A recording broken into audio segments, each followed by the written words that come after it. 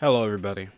So, I got something that kind of set off a trigger because I can tolerate a downward season after three Super Bowl appearances and not winning one out of the 4 years we've been potential perennial contenders for the past 5 seasons over Kyle Shanahan's tenure to Mr. Irrelevance being a potential pro quarterback. Supposedly, the best supporting cast in the league with a great running back system, with a front five defense, and have the weakest pressure of a quarterback this season. It's no excuse, even though we're injury riddled all to hell. And then Kyle Shanahan, and I get it. Most coaches will always stand by their players, even if they honestly do have a downwarding season. Kyle Shanahan says, "I don't think Debo Samuels has slowed down." Yeah, I don't think he does. He really kept up his energy when he was choking out some of his teammates down over in the fucking sideline.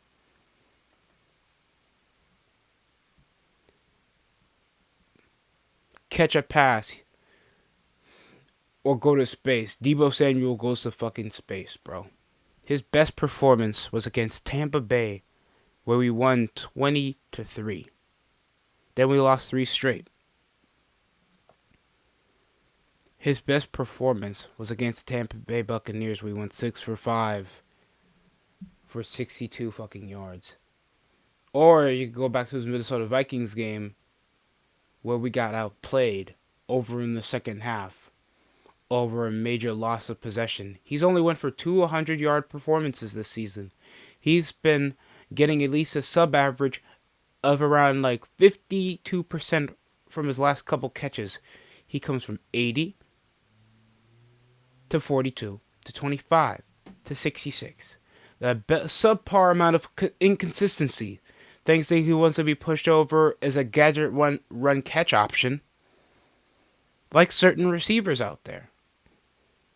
When you have the bare minimum of a run game, and that was with like an existential rushing crisis.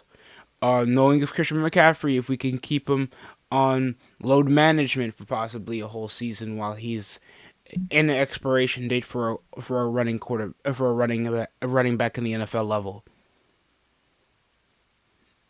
and saying that he slowed down in production, motherfucker's at 69 yards off 43 receptions over his first three games. And this is why I gotta stick with privileged millionaire drama queens willing to sit back so teams that were original starters before coming back from injury, all because you played. Nigga, for what? Who in the locker room was gassing you up, bro? Because we're 6-8. Who is gassing up Devondre Campbell? Even though knowing he was a perennial situational starter. With Dre Greenlaw coming back after the Super Bowl, overplaying like multitudes of games because of postseason campaigns, and you get so pissed after only allowing 12 points of offense while we only had 6 points of offense, and you storm out of the field when your coach is calling you up so you can fucking play football anyway? I hear nothing but drama queens majority of the time. At least Brock Purdy got to deal with it. Be captain, probably until he get his paycheck, and we got to pay him anyway because he got us into a Super Bowl run being Mr. Irrelevant. So more of the underdog marketing is going to be on his back while being part of a big market franchise like the San Francisco 49ers. And I got to hear heartbreak on heartbreak. I don't like hearing that 49 that Brandon Ayuk and other players have to hear that their children pass and you come walk out on their team. You walk out on their hard work all because you're not getting what you want. Debo Samuel beating down on his team. I gotta hear BS over BS from Jed York. Everybody bigger than one another, and nobody got any silverware to prove it? For what? We got a bunch of knights with no titles. We got a bunch of bitches with no titles. I'm not your... You are not your moms. I'm being serious. Bottom over in the division with the bare minimum of 2 games below 500 with our playoff hopes. Still under threat. And the only upside, other than Treverius Ward getting mossed, Debo Samuels forgetting to catch fucking slant routes, Fred Warner not knowing how to wrap up just like his father should have done damn near 30 years ago, us rotating to running back. I like Isaac Garendo, but he gets injured a bit too much. Juwan Jennings is not as much of a third down threat as he used to be, and he's producing more than Debo Samuels, and yet we pay him more. Ricky Parcells not shown to be that progressive. Mind you, he is coming from a major incident. Ronnie Bell barely gets the ball. And we can barely progress over in the field. And every time Brock Purdy's over in the middle of the pocket, he collapses like a person that's claustrophobic in a fucking elevator. It's just not fun football to watch. We gotta bail out and use George Kittle. Majority over red zone drives around the end zone. Over this overly conservative offense. And yet nobody's taking accountability. I am hearing no accountability off the team, off the captains, off the press, and off the coach. I'm not saying the coach always got to put a guy under the bus whenever they perform, but it got to be like, that's not the performance that we expect from the team. You should be getting more of a standard from a team that made the championship game the other time, last season. And we'll make sure to play a brand of 49ers football that we know that we can perform on a week-to-week basis. Like, that should be the easiest thing to say in the world. Because you forgot that we're putting a product on the field.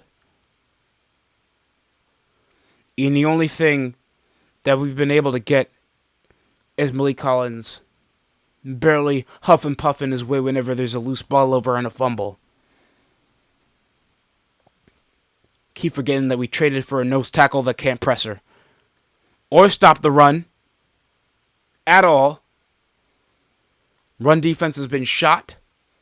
Our notable pass rush over pressuring all-pro edge runner Nick Bosa has been able to even catch a whiff of anything.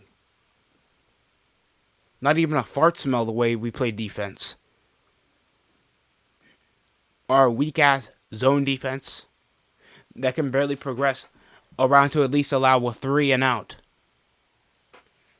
And I feel like this should be expected.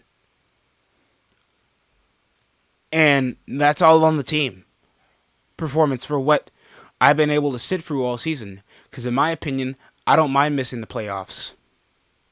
I feel like this should be a breath of fresh air for majority of the Niners fans.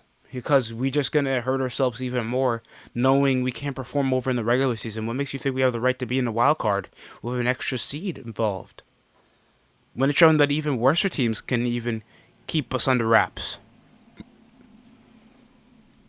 Teams that used to be so below us in the division, like the Los Angeles Rams, hold us over into 6 points on defense. On offense. It makes no sense.